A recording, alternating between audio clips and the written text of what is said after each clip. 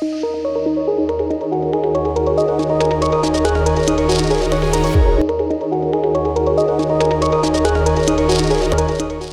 बच्चों, कैसे हैं आप सभी। उम्मीद करती हूँ आप सभी बहुत अच्छे से होंगे और खूब अच्छे से पढ़ाई भी कर रहे होंगे। बच्चों, क्या आप जानते हैं कि मैं कौन हूँ? जी हाँ बच्चों, मैं हूँ आपकी टीचर और मेरा नाम है मनीषा झा। बच्चों, हिंदी में हम क्या क्या पढ़ने वाले हैं? क्या क्या पढ़ेंगे? रोचक कहानियों के बारे में, संवाद के बारे में और कविताओं के बारे में। तो बच्चों, कक्षा की शुरुआत करते हैं। बच्चों, पाठ है फुसफुसाहट। ये एक कहानी है। बहुत साल पहले की बात है। एक छोटे से गांव में दो लड़के रहते थे, रघु और राजू।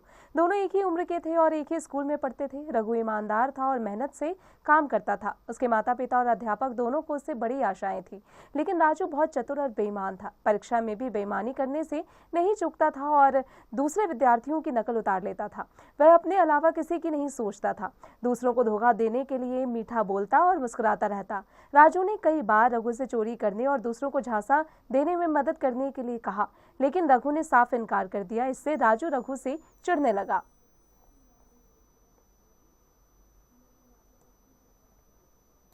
फिर भी रघु राजू को समझाया करता, तुम्हें किसी अच्छे काम के लिए मेरी जरूरत हो तो मैं हमेशा हाजिर हूँ। बुरे काम में मैं तुम्हारी कोई मदद नहीं कर सकता। पढ़ाई लिखाई समाप्त कर राजू गांव छोड़कर एक बड़े शहर में रहने लगा। रघु अपने गांव में ही सीधे साधे ढंग से रहता रहा। वह अपने बाप दादा की जमीन में खेती बाड़ी का काम देखता रहा। गांव के सब लोग उसे जानते पहचानते और सभी उसे बहुत चाहते थे। इस तरह कई साल बीत गए। इस बीच रघु और राजू एक दूसरे से मिलने का कोई अवसर नहीं मिला। एक दिन रघु ने सुना कि राजू की चतुराई से राजा इतना खुश हुआ कि उसने उसको अपना प्रधानमंत्री बना लिया। रघु को यह समाचार सुनकर खुशी नहीं हुई, क्योंकि वह जानता था कि राजू बेईमान है। लेकिन वह इससे दुखी भी नहीं हुआ, क्योंकि उसे ऐसी किसी बात की चिंता नहीं थी जिससे उसका कोई मतलब ना हो। एक दिन रघु अपने गाँव के एक उत्सव की लिए सामान खरीदने शहर गया। शहर पहुंचते पहुंचते उसे दोपहर हो गई। धूप बहुत तेज थी। रघु को सख्त प्यास लगी थी। पास ही एक महल जैसी इमारत देखी। वह उसके अंदर घुसा। उसने वहां के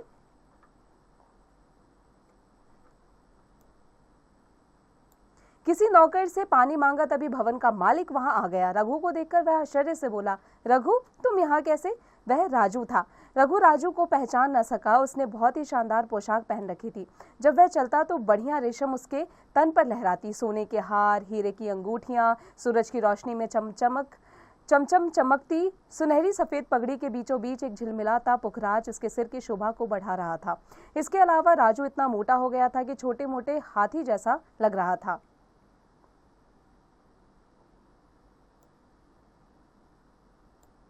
रघु ने राजू को नमस्कार किया। राजू ने उसका कोई उत्तर नहीं दिया, बल्कि उस पर तरस खाते हुए कहा, रघु, तुम कैसे दरिद्र दिखाई दे रहे हो और तुमने इतने गंदे कपड़े पहने हैं।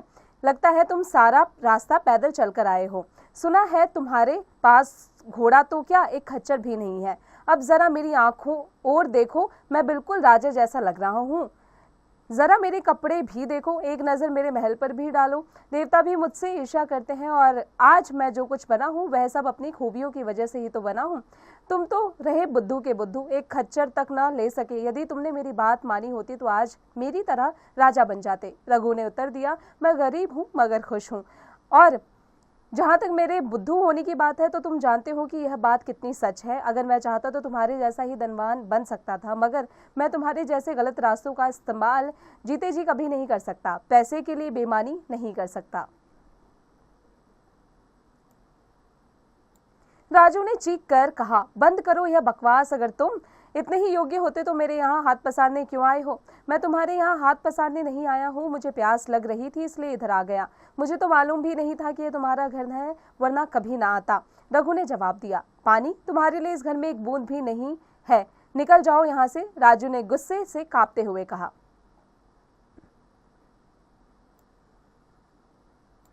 अच्छी बात है भाई, जाता हूँ, रघु ने शांत भाव से उत्तर देते हुए और वापस मुड़ गया। मगर राजू का पेट गुस्से से ही ना भरा। उसने अपने नौकरों से कहा कि वे रघु को उठाकर बाहर सड़क पर पटक दें। इस पर रघु भी क्रोध में आ गया। वह बोला, राजू, मैंने तुम्हारा कुछ नहीं बिगाड़ा है। अगर तुम बिना किसी कारण के मेरा अपमान करोगे तो नतीजा बुरा होगा। राजू ने आपे से बाहर होकर कहा, तुम कहते हो कुछ नहीं बिगाड़ा? क्या तुमने परीक्षाओं में मुझसे मदद लेने से इनकार नहीं किया? अब मेरा समय आ गया है, आज मैं जी भरकर तुम्हारा अपमान करूंगा। अब तुम मेरा कुछ नहीं बिगाड़ सकते। मैं राजा का प्रधानमंत्री हूँ, जितने भी और मंत्री हैं उन सभी को मैं भर्ती करता हूँ। राजा का सेनापति मेरा मित्र है, खजांची मेरा ससुर है, मुख्य न्यायाधीश मेरा साला है, समझे? दोनों नौकर रघु को उठाकर फेंकने लगे। वह कहता रहा, राजू, तुम्हारा अंत अच्छा नहीं होगा, अच्छा नहीं होगा। धीरे धीरे समय बीतता गया। कुछ समय बाद एक दिन राजा बगीचे में टहल रहा था कि एक अजनबी वहां आ गया। एक अजनबी ने राजा को एक से एक सुंदर उपहार दिए और कहा, महाराज, आपकी आज्ञा हो तो मैं गुप्त रूप से हर रोज आपको 50 सोने की मोहर देना चाहता हूँ। बदले में मैं इतना चाहता हूँ कि आप मुझे हर रोज अपने दरबार में आने दें और 2 मिनट अपने कान में कुछ फुसफुसाने दें। राजा ने सोचा, सौदा अच्छा है, अगर 2 मिनट कुछ सुनने के लिए 50 मोहरें मिले तो क्या बुरा है। राजा ने कहा, हमें कोई आपत्ति नहीं, तुम आकर हमारे कान में फुसफुसा सकते हो। अगले दिन राजा अपने मंत्रियों और दरबारियों के साथ दरबार में बैठा था। एक अजनबी लोगों को धक्का देते हुए राजा उसे देखकर मुस्कुराया। अजनबी ने उसके कान में फुसफुसाते हुए कहा, आज का दिन बड़ा अच्छा है, उजली उजली धूप और आसमान में बादल का एक भी टुकड़ा नहीं है। इस तरफ फुसफुसाते हुए उस अजनबी ने राजू की ओर कई बार कनखियों से देखा। इसके बाद उसने चुपचाप राजा की जेब में मोहरें डाली और चलता बना। यह देखकर प्रधानमंत्री राजू की हालत बुरी हो गई। भागकर उसने अजनबी का पीछा किया और हैरान परेशान होकर पूछा, आप बुरा ना माने तो क्या मैं आपसे पूछ सकता हूँ कि आप महाराज से किस विषय पर बात कर रहे थे और बात करते हुए बीच बीच में आप मेरी ओर क्यों घूर रहे थे? अजनबी जानता था कि राजू से सवाल पूछेगा। यह अजनबी और कोई नहीं, भेष बदले हुए रघु ही था। रघु ने कहा, आप मुझसे ऐसी गुप्त बात बताने के लिए क्यों कह रहे हैं जिसे मेरे और राजा के सिवाय कोई नहीं जानता?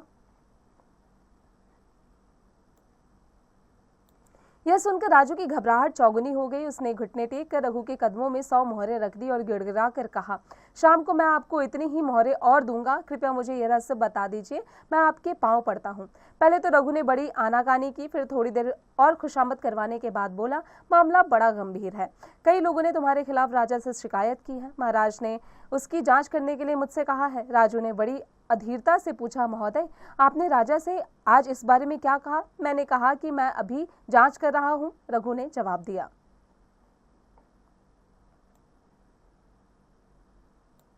राजू ने गिड़गिड़ाकर कहा, महाप्रभु, मेरे ऊपर दया कीजिए, मैं आपको 1000 सोने की मोहरें दूंगा।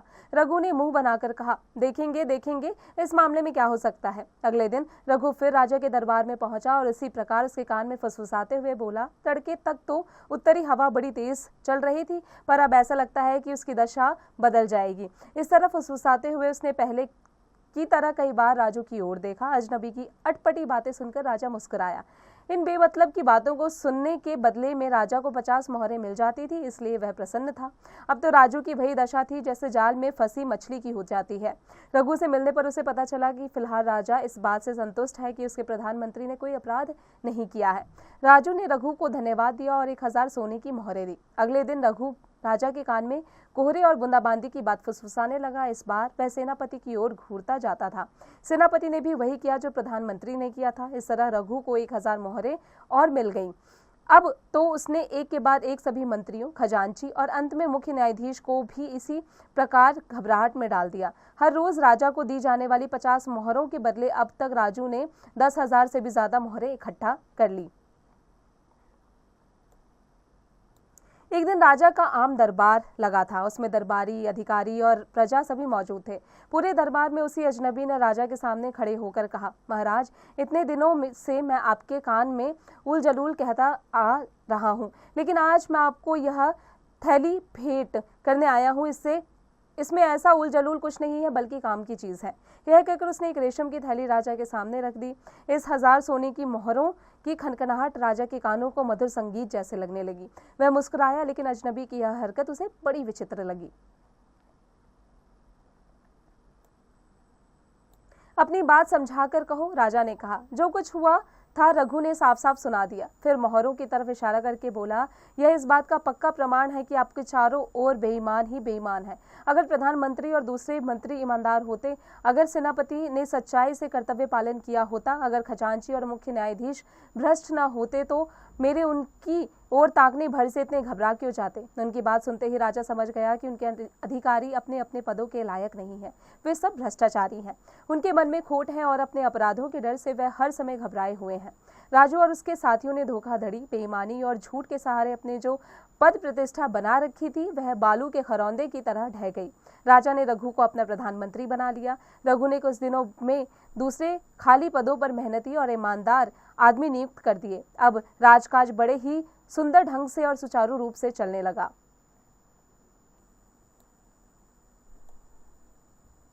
कवि परिचय। फुसफुसाहट कहानी के लेखक मनोदास का जन्म 27 फरवरी सन 1934 को उड़ीसा में हुआ। ये मूल रूप से उड़िया और अंग्रेजी में लिखते हैं। ये कथावाचक के रूप में लोकप्रिय है। इनके अनेक राष्ट्रीय तथा अन्य अंतर्राष्ट्रीय पुरस्कारों से सम्मानित किया जा चुका है, जिनमें प्रमुख है ओडिया अकादमी पुरस्कार, साहित्य अकादमी पुरस्कार, सरस्वती सम्मान, पद्मश्री। इन्हें सन 2007 में भारत का सर्वोच्च सम्मान साहित्य अकादमी फेलोशिप भी प्रदान की गई। इन्होंने अनेक उपन्यास, यात्रा, वृत्तांत तथा कहानियां लिखी हैं, जिनमें प्रमुख हैं अमृतफल, प्रभंजन, अरण्यक, शेष, बसंत, चिट्ठी आदि। अब आते हैं शब्द पिटारा यानी वर्ड मीनिंग्स पर। पुखराज, पीले रंग का कीमती नग या पत्थर। दरिद्र, गरीब, ऊल जलूल, उटपटांग, विसंगत, अशिष्ट। प्रमाण, सबूत, कनखियों से, तिरछी नजरों से। रहस्य, भेद या राज। खरौंदा, छोटा घर या मिट्टी का छोटा घर। खगांची यानी कोषाध्यक्ष, भ्रष्टाचारी जिसका आचरण खराब हो यानी शील भ्रष्ट, निंदनीय आचरण वाला।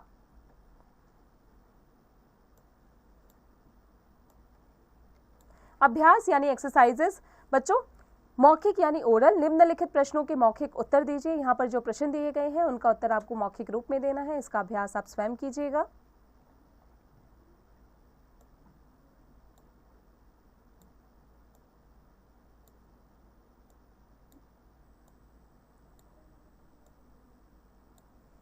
लिखित रिटर्न। निम्नलिखित प्रश्नों के उत्तर दीजिए। यहाँ जो प्रश्न दिए गए हैं इनके उत्तर आपको लिखित रूप में देना है। बच्चों, इसका अभ्यास आप पाठ की मदद से स्वयं कीजिएगा।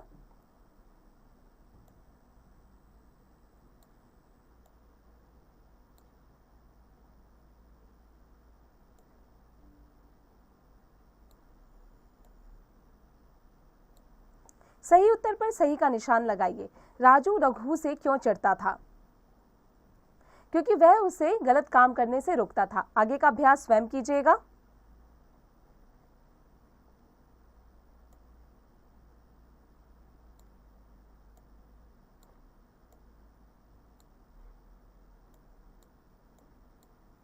भाषा ज्ञान, लैंग्वेज नॉलेज। गलत प्राय पर गलत का निशान लगाइए। गलत कौन सा है? गदर्भ। फिर है पावन। आगे का अभ्यास स्वयं कीजिएगा।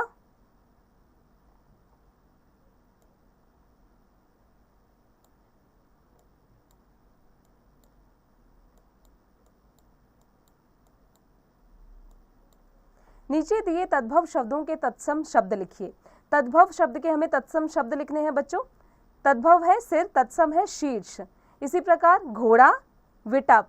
आगे का अभ्यास स्वयं कीजिएगा।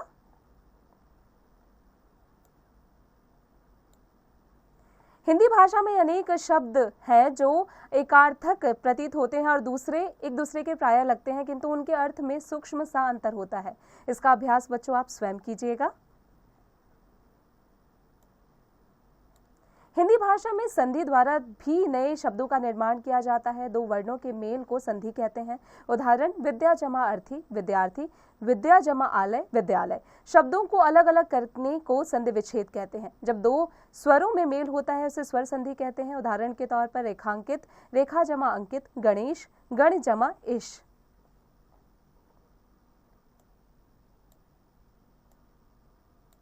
नीचे दिए गए शब्दों की संधि कीजिए। बच्चों, यहाँ जो शब्द दिए गए उनकी संधि करना है। वेद जमा अंत, वेदांत। सदा जमा एव, सदैव। इसके आगे का अभ्यास स्वयं कीजिएगा।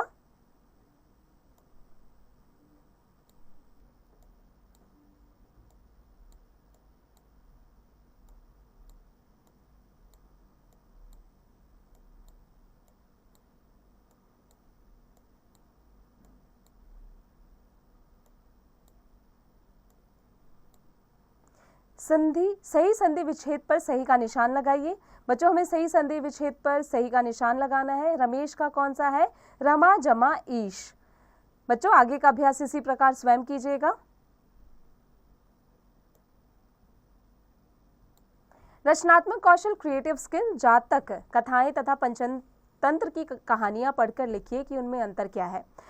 बीरबल तथा तेनालीराम के रोचक किस्से पढ़कर कक्षा में सुनाइए तथा उनका मंचन एकल या सामूहिक रूप से कक्षा में कीजिए। इन दोनों का अभ्यास बच्चों आप स्वयं कीजिएगा। अब आ जाते हैं मनोरंजक गतिविधि यानी रिक्रिएशनल एक्टिविटी पर। बुद्धि विलास, आहट प्रत्यय से बने शब्दों से रिक्त स्थान पूरे कीजिए। बच्चों, इसका अभ्यास आप स्वयं कीजिएगा। बच्चों, उम्मीद है आपको कक्षा में पढ़ाई गई हर एक बात अच्छे से समझ में आ गई होगी। अब आप इसका अभ्यास निरंतर करते रहिएगा।